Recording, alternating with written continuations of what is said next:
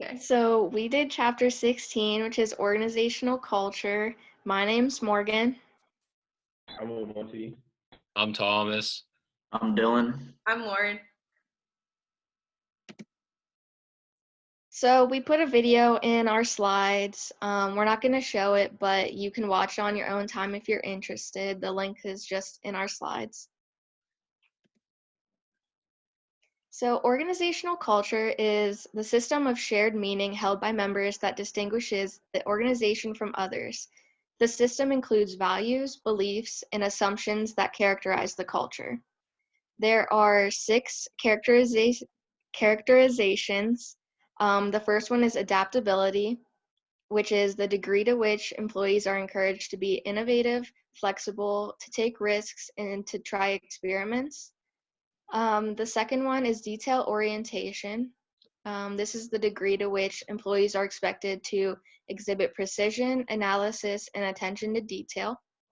The third one is the results and outcome orientation, which is the degree to which management focuses on results and outcomes rather than the techniques and processes that are used to achieve them. The fourth one is people and customer orientation, and this is the degree to which management decisions consider the effect on people, which can be internal, like the employees, or external, which is like the customers.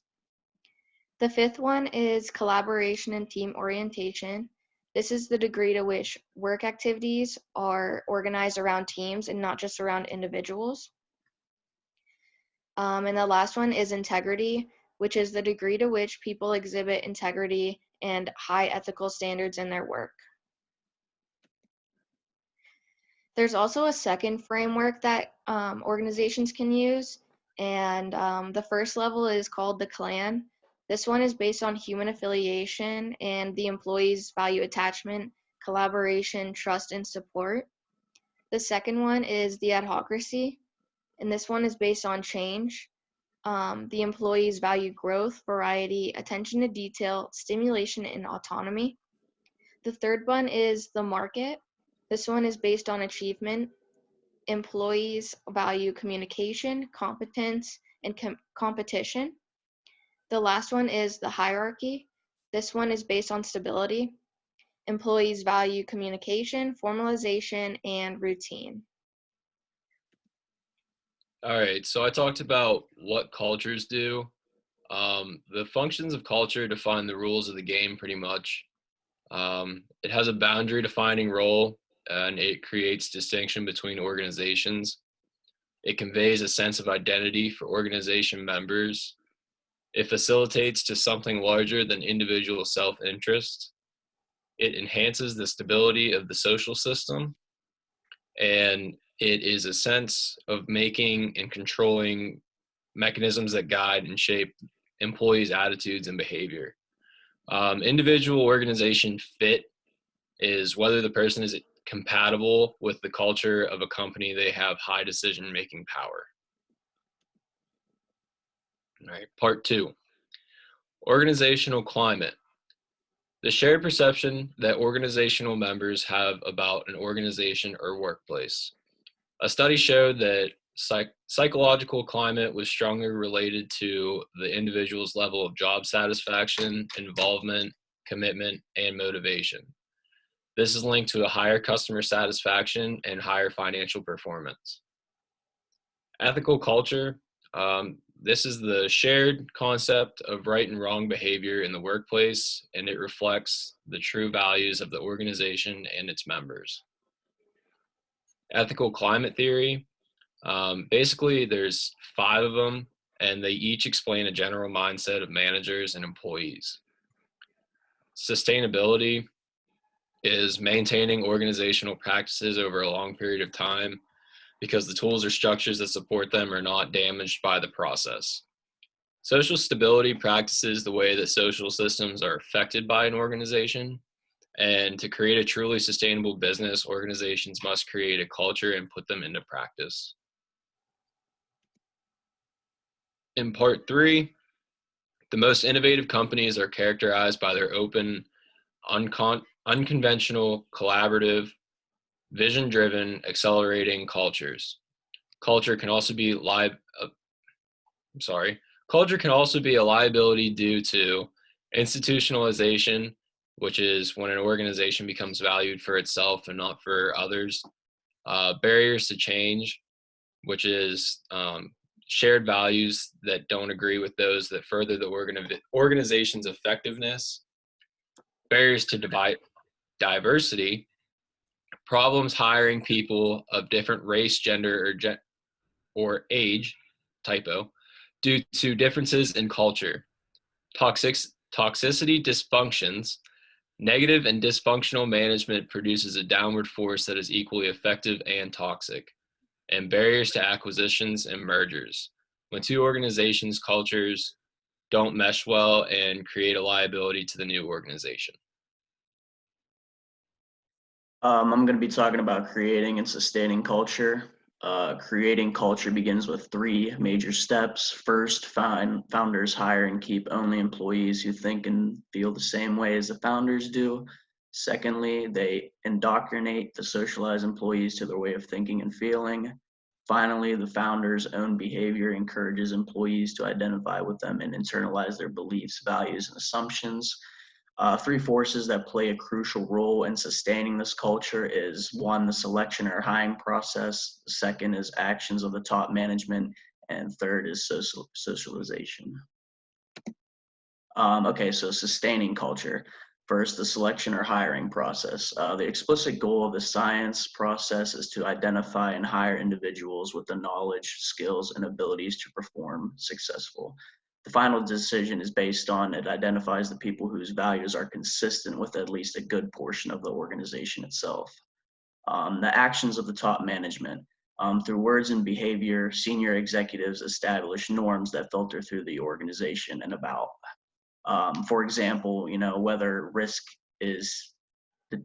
is taking is desirable, or how much freedom managers give to employees, appropriate work dress, and what actions earn pay raises, promotions, and other rewards. Sustaining culture continue. Now I want to talk about the socialization side. No matter how good an organization does in recruiting or selecting new employees, they obviously need help in adapting to prevailing the organization's culture. Socialization helps elevate the problem many employees report when their new jobs are different from what they expected. This socialization has 3 stages. The pre-arrival stage, which this recognizes that each individual arrives with a set of values, attitudes, and expectations about both work and the organization. The encounter stage, the new member confronts the possibility that expectations about the job, coworkers, boss, and the organization in the general may differ from the reality. And the metamorphosis stage is just any problems discovered in the encounter stage. The new member then changes and adjusts to the work group and the organization. All right. I talked about how employees learn the culture, and there's 4 factors. So first, we're gonna start off with rituals, repetitive sequence of activities expressing and reinforcing values. An example of this is employee of the week, or recognizing birthdays and anniversaries at your workplace. The second factor is stories. Organizational stories are really beneficial to building culture in the workplace because they foster a relationship between employees and organization. An example of this is stories about founders of the company. The third factor is material symbols. They convey to employees what is important, who holds power, and what behaviors are appropriate. Examples of this are like the cars that they drive, dress codes, and their offices. And the final factor, language. Identifies members of cultures, of subcultures. If used by all, then it's accepted and preserved. An example of this is slang within organizations. And these factors must be communicated to employees in a way to influence employees' actions day by day in the workplace. So influencing an organizational culture, developing an ethical culture, you must be a visible role model, communicate ethical expectations, provide ethical training, reward ethical acts, and then punish the unethical ones, provide protective mechanisms. And then for developing a positive culture, you must build employee strengths, reward more than punishing, encouraging vitality and growth, limit of positive culture. And then developing a spiritual culture, you must have benevolence, a strong sense of purpose, and trust and respect, and open-mindedness. And for our case study, we had The Place Makes the People. This group had invested in what is called activity-based working. So this is when employees have access to cubicle spaces for privacy, conference rooms for group meetings, cafe seating for working with a laptop, and a full open office environment. And depending on the day, they get to choose where they get to work. Positive for open offices, it decreases the sense of privacy and reduces the feeling of owning your own space. Negative though, it creates a distracting level of background stimulation. So this may be exposed to too many inputs at once, like a computer, music, coworkers talking, etc. Your senses may become overloaded and affect your work. The goal of open offices is to encourage free-flowing conversation and discussion and enhance creativity and minimize hierarchy. All right, these are the questions that we have. The first question is, what are the negative effects of a culture that encourages dishonesty and corruption on an organization's reputation and its employees? Our second question is, which primary characteristic of organization culture do you think is most important?